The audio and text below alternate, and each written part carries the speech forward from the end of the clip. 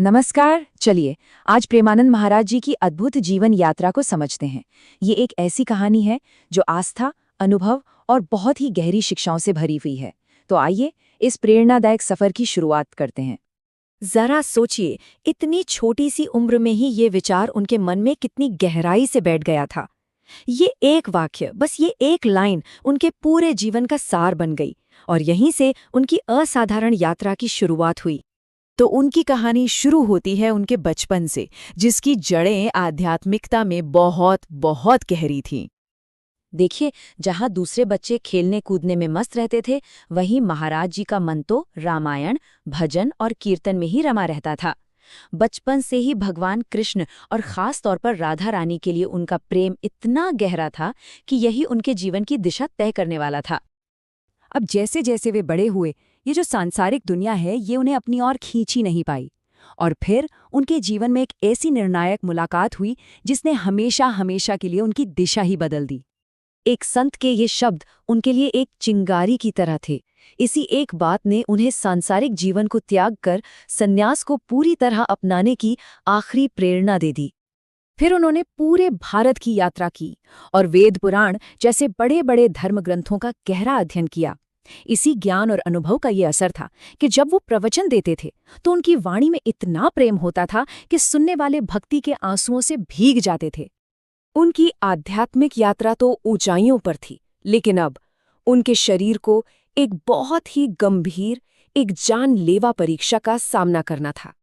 ये जो लक्षण थे, ये साफ साफ इशारा कर रहे थे कि कुछ बहुत गलत है। और जब जांच हुई तो एक ऐसी सच्चाई सामने आई जिसने सबको हिलाकर रख दिया। ये बात सुनना किसी के लिए भी वज्रपात से कम नहीं था। डॉक्टरों ने उन्हें फौरन डायलिसिस शुरू करने की सलाह दी। इलाज के बावजूद जब उनकी हालत बिगड़ती ही चली गई तो डॉक्टरों ने भी उम्मीद छोड़ दी। ये सुनकर उनके साथ रहने वाले लोगों में गहरे दुख की लहर दौड़ गई। लेकिन इस बुरी खबर का उन पर क्या असर हुआ? जहां एक तरफ सब रो रहे थे, वहीं महाराज जी के चेहरे पर एक शांत सी मुस्कान थी। उन्होंने तो बस इतना कहा, जिसकी जिंदगी उसने दी, जब बुला लेगा तब चले जाएंगे। इसके बाद उन्होंने अस्पताल छोड़ दिया और अपने अंतिम दिन काशी में बिताने का फैसला किया। लेकिन उस यात्रा के दौरान कुछ ऐसा हुआ जिसे एक दिव्य हस्तक्षेप ही कहा जा सकता है। आप कल्पना कीजिए, रात का अंधेरा, शरीर बिल्कुल साथ छोड़ रहा है और सफर काशी की ओर है। ठीक उसी नाजुक क्षण में कहानी का सबसे बड़ा मोड़ आता है। ठीक उसी समय उन्हें एक दिव्य दर्शन हुआ। स्वयं भगवान शिव उनके सामने प्रकट हुए। यह कोई साधारण घटना नहीं थी। यह एक ऐसा पल था जो उनके जीवन की दिशा हमेशा के लिए बदलने वाला था। और भोलेनाथ का आदेश बिल्कुल स्पष्ट था, उनकी मृत्यु अभी नहीं होगी। उनका एक नया उद्देश्य था और एक नई मंजिल थी, वृंदावन। इस दिव्य आदेश के साथ ही उनकी यात्रा का रुख ही बदल गया। अब ये काशी में मृत्यु की ओर नहीं, बल्कि वृंदावन में एक नए जीवन की ओर थी। और ये बदलाव सच में किसी चमत्कार से कम नहीं था। वृंदावन पहुंचते ही उनकी तबीयत में जो सुधार हुआ वो किसी भी डॉक्टरी तर्क से परे था। डॉक्टर भी ये देखकर हैरान थे।